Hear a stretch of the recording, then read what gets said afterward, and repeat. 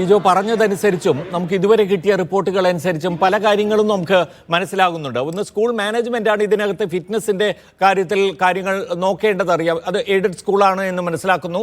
അപ്പോൾ ആ മാനേജ്മെന്റിന്റെ കാര്യത്തിൽ എത്രത്തോളം ഈ കാര്യങ്ങൾ, ഇപ്പോൾ 10 വർഷമായി പ്രവർത്തിക്കുന്ന ഒരു ഷെഡാണ്, അഥവാ കെട്ടിടം 10 വർഷമായുണ്ട്, ഷെഡ് പിന്നീട് വന്നതാണോ, ഇത്തരം കാര്യങ്ങളിൽ ഒരു വ്യക്തത വരേണ്ടതുണ്ട്.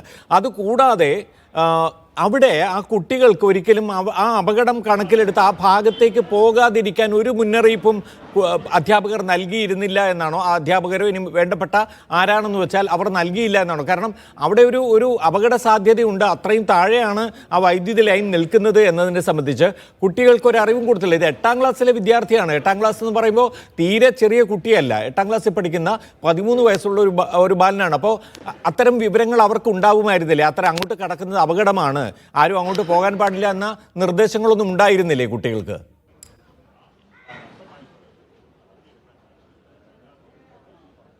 വളരെ പ്രധാന ബോധ്യം തന്നെയാണ് ഇത്.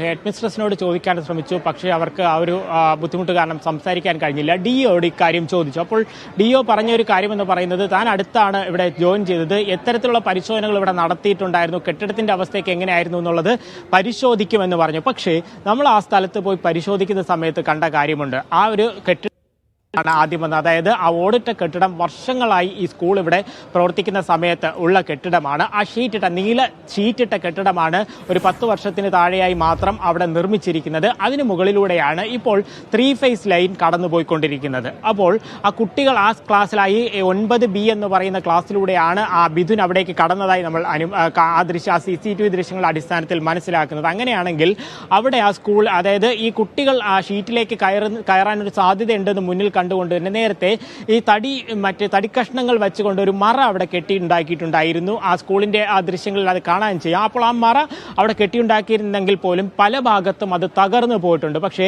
വർഷാവർഷവും അറ്റകുറ്റപ്പണികൾ നടത്തുന്ന സമയത്ത് ഒരുപക്ഷെ ആ തകർന്ന ഭാഗങ്ങൾ കൃത്യമായി അത് കെട്ടിയടച്ചിട്ടുണ്ടായിരുന്നുവെങ്കിൽ മിഥുന് ജീവൻ നഷ്ടപ്പെടില്ലായിരുന്നു. ആ തകർന്ന വശത്തു കൂടി തന്നെയാണ് മിഥുൻ ആ ഷീറ്റിലേക്ക് കയറുകയും ആ നടന്നു പോകുന്ന സമയത്ത് ഷോക്കേറ്റ് ജീവൻ നഷ്ടപ്പെടുകയും ചെയ്തത്. അതായത് ആ ഓടിട്ട കെട്ടിടം ആദ്യം ഉണ്ടായിരുന്നു, അതിനുശേഷം ആ നീല ഷീറ്റിട്ട കെട്ടിടം വെച്ചു. ആ സമയങ്ങളിലെല്ലാം തന്നെ ആ മുകളിലൂടെ ആ വൈദ്യുതി കമ്പി കടന്നു പോകുന്നുണ്ടായിരുന്നു. 3 ഫേസ് ലൈനാണ് കടന്നു പോകുന്നത്. മാത്രവുമല്ല, ആളുകളൊക്കെ പറയുന്നത് പോലെ തന്നെ ആ ഷീറ്റിട്ട കെട്ടിടത്തിന് നല്ല ഉയരമുണ്ട്. ഒരുപക്ഷെ അതിന്റെ ഉയരം ഒന്ന് കൺട്രോൾ ചെയ്ത് വച്ചിരുന്നെങ്കിൽ പോലും ഈ അപകടം ഒഴിവാക്കാൻ കഴിയുമായിരുന്നു. അങ്ങനെയൊക്കെ പറയുമ്പോൾ തന്നെ ഏകദേശം 100 മീറ്ററോളം വരുന്ന ആ ഒരു ദൂരം ഒരു പോസ്റ്റ് പോലും നിർത്താതെ എങ്ങനെയാണ്, എന്ത് ധൈര്യത്തിന്റെ അടിസ്ഥാനത്തിലാണ് KCB അതിനെ ആ ലൈൻ അതുവഴി വലിച്ചിരുന്നത്?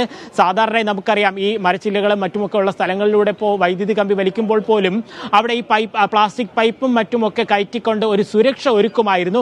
അതൊന്നും ഒരുക്കാതെ വളരെ വളരെ നിരുത്തരവാദിത്തപരമായി ആ വൈദ്യുതി കമ്പി അതുവഴി വലിച്ചതിന്റെ ഫലമായിട്ടാണ് ഈ അപകടം സംഭവിച്ചിരിക്കുന്നത്. മാത്രമല്ല, സ്കൂളിന്റെ ഭാഗത്ത് വീഴ്ചയുണ്ടായിട്ടുണ്ട്. ഈ PTA പറയുന്നു അവർ വാക്കാൽ അറിയിച്ചു. അപ്പോൾ അത് കൃത്യമായി അത് റിപ്പോർട്ട് ചെയ്യാത്തതിന്റെ ഭാഗമായി PTA യുടെ ഭാഗത്തും മാനേജ്മെന്റിന്റെ ഭാഗത്തും വീഴ്ചയുണ്ട് എന്നുള്ളത് തന്നെയാണ് പ്രാഥമികമായി മനസ്സിലാക്കാൻ കഴിയുന്നത്.